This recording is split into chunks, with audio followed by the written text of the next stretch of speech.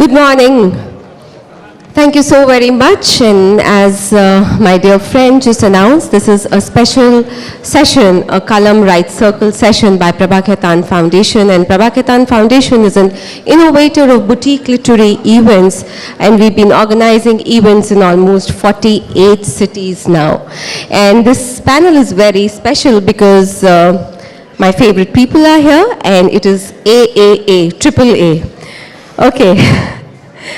So first, with your permission, I will ask you, आप कथावाचक हैं, you are a storyteller. How have you made it possible through your writings, whether it's mythology, whether it's history, all various subjects, how do you make sure that all this goes into one book and a global conversation starts from there? Apra, that's a wonderful sort of start, I would imagine, to this session. I've had to do very little, because if you notice, most of my books are part of what is known as the Bharat series.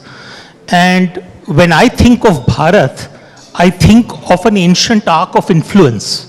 So, you know, when people today talk about, I mean, the topic of our session today is soft power, or a cultural soft power, but the truth is that we have always been punching above our weight in ancient times.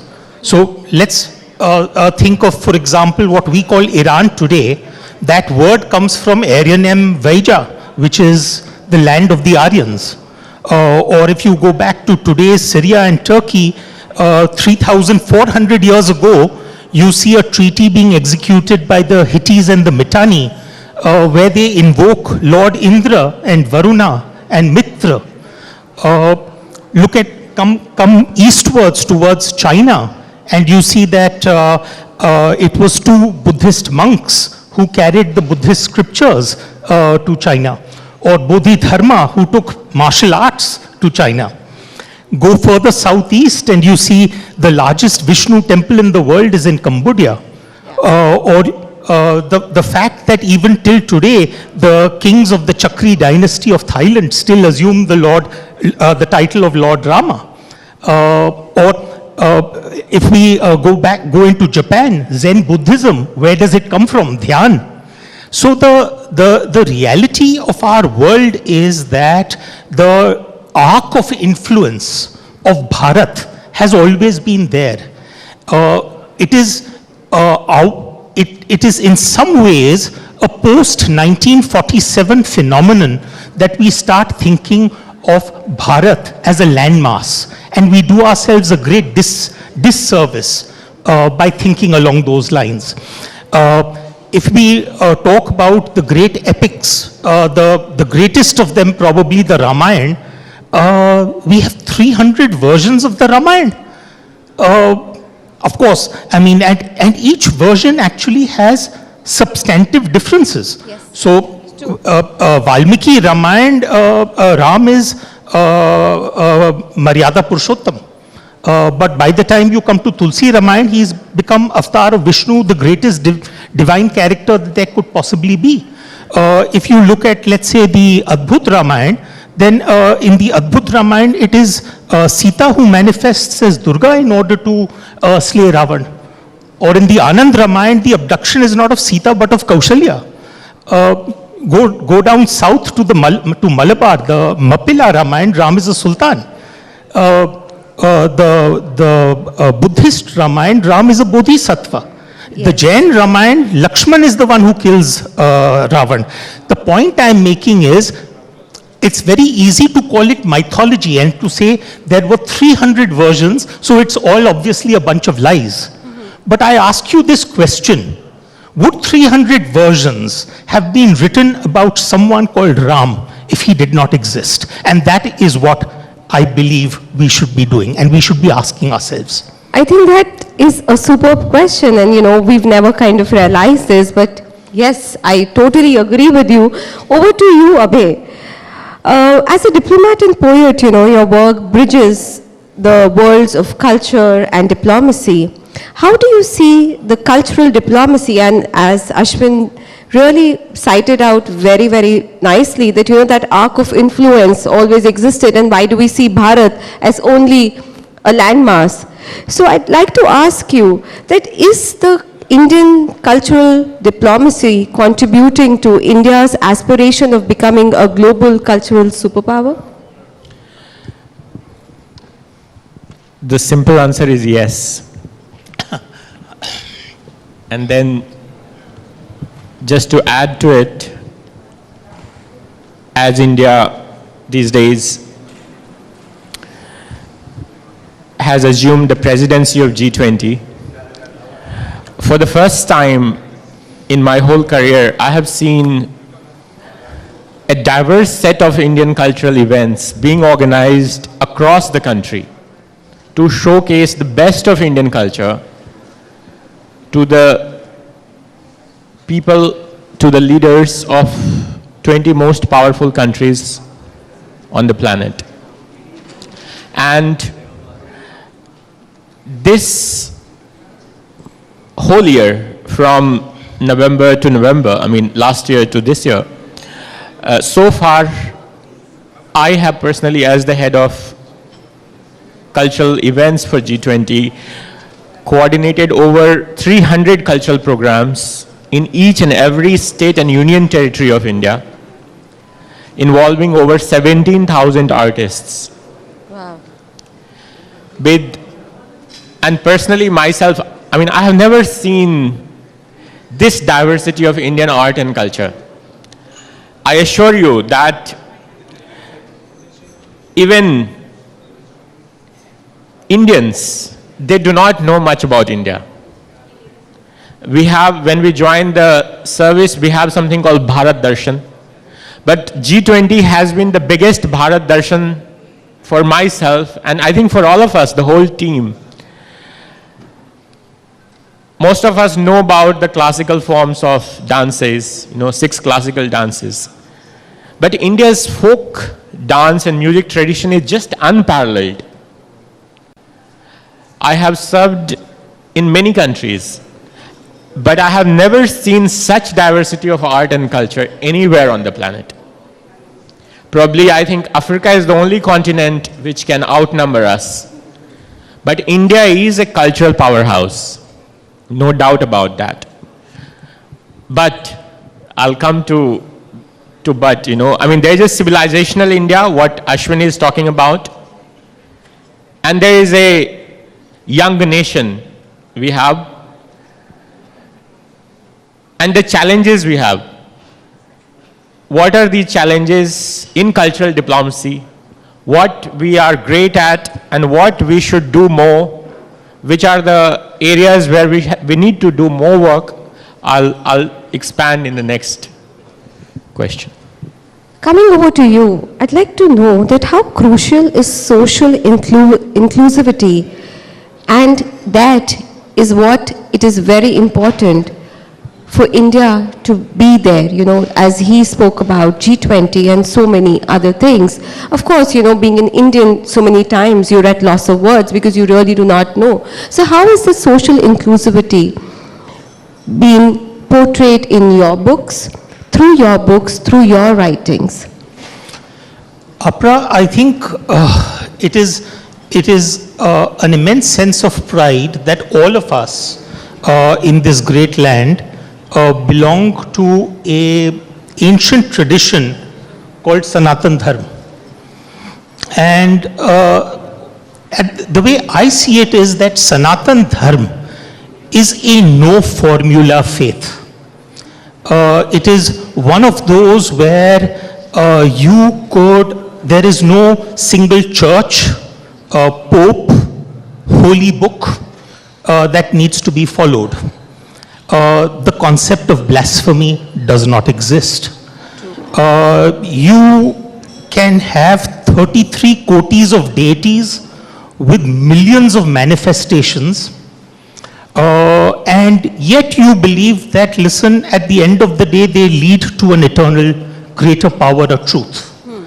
You can be an astic, a nastic, a tantric, You could believe in bhakti or you could believe in shakti.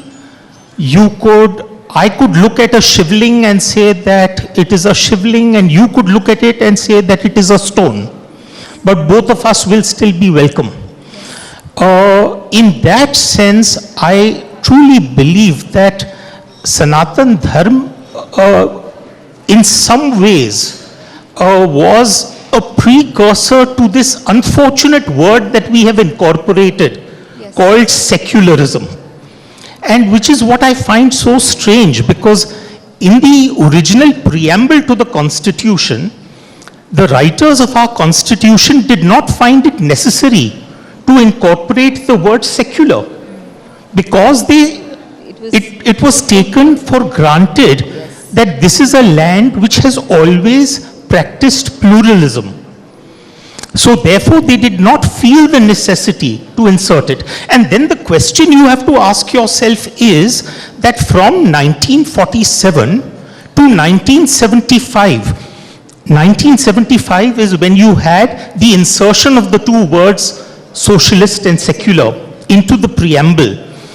But you had your constitution existing from 1949 onwards. The question you have to ask yourself is that, did India become a Hindu Rashtra during those years when the word secularism was not there? So the answer is obviously a resounding no. So the effort of my books, or the effort that I make through my books, is to talk about that intrinsic plurality which is already there. We do not need an artificial construct to explain pluralism to us. True. Absolutely. Over to you, Abhi. I'd like to ask, you've written the Earth Song, and then you translated it into so many languages. What was the motive behind that? And do you think that with this, did you start a new kind of a conversation, that could lead to India becoming the cultural superpower? Well, the logo, the motto of G20 is Vasudhaiva Kutumbakam. And one family, one earth, one family, one future. You see, this kind of idea where you consider the whole world, or not world actually, but the whole earth, Vasudha. Vasudha is earth. And that includes not only people, but also it includes all the species who inhabit this planet with us. So this kind of thought is unique to Indian civilization. I have not come across this kind of liberal and generous thought anywhere else. And this has been put to practice now. When our parliament was constructed, Vasudhaiva Kutumbakam was inscribed in the central hall of the building. You can still go and see it. And when I was India's ambassador to Madagascar, I got it inscribed also in the building of the embassy.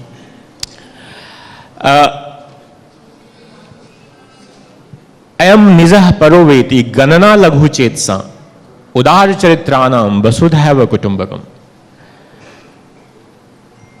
That this is mine and that is yours.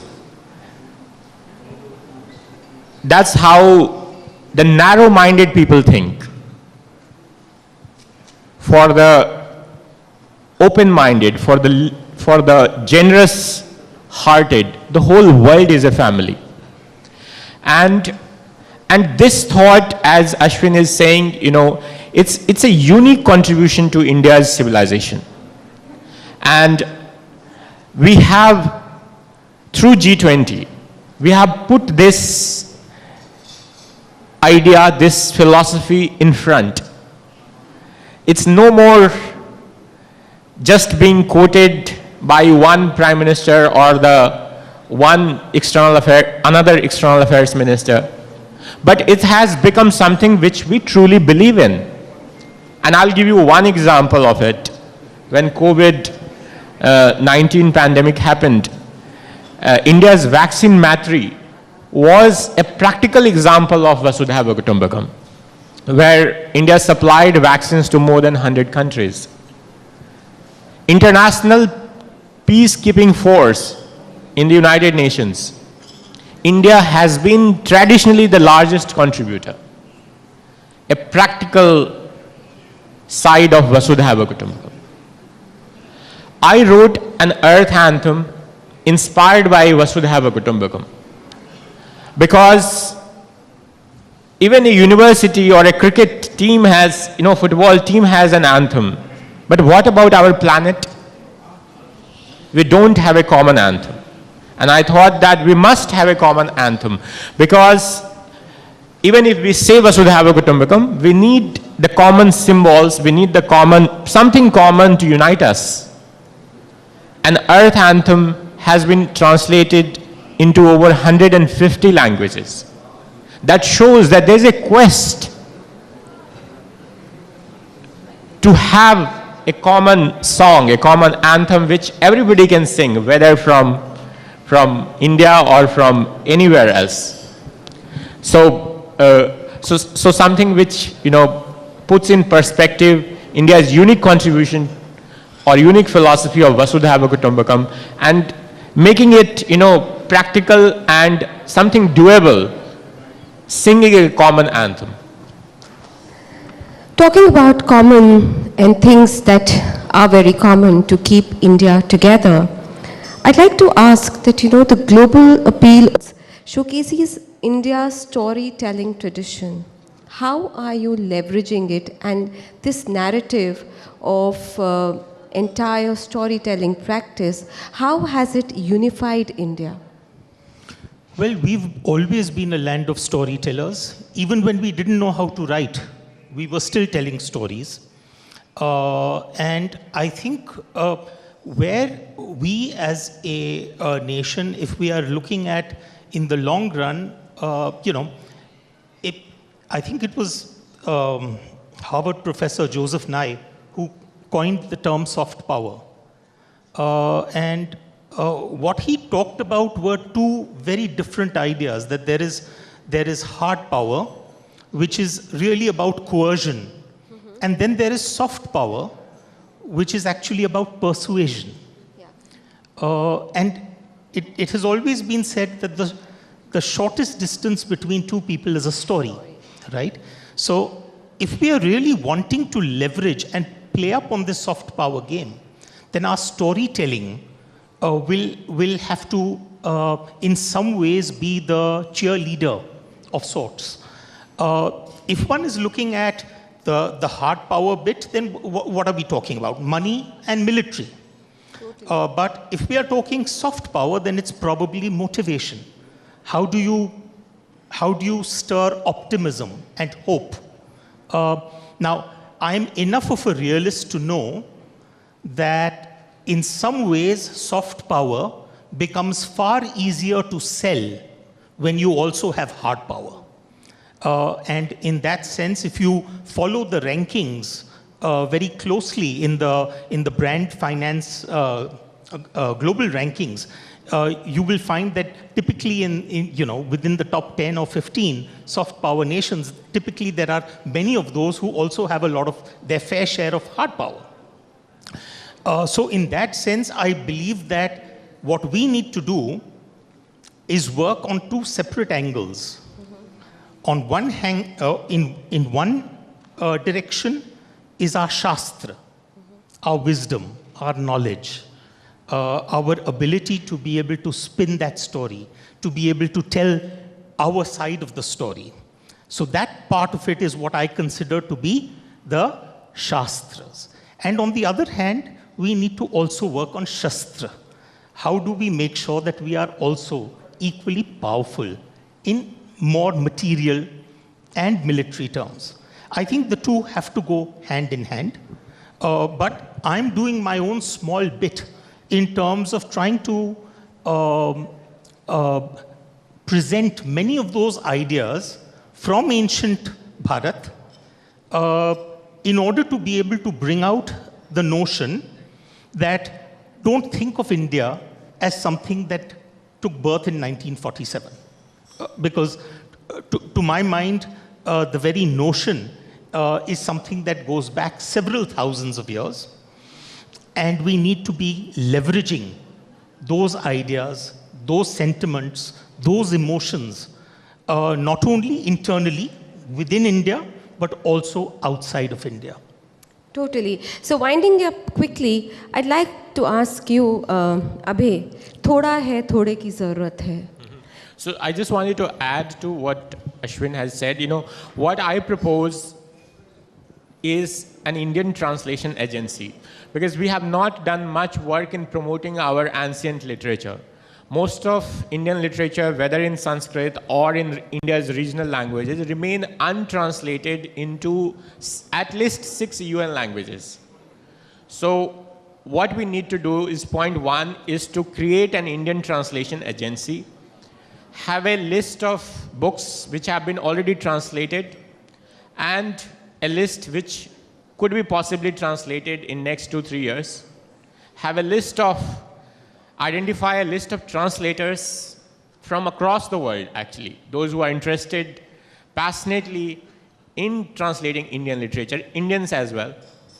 So that we have more of katha, more of Indian stories being read, being known beyond what has been India's traditional influence, which is Southeast Asia and a bit of the civilizational India.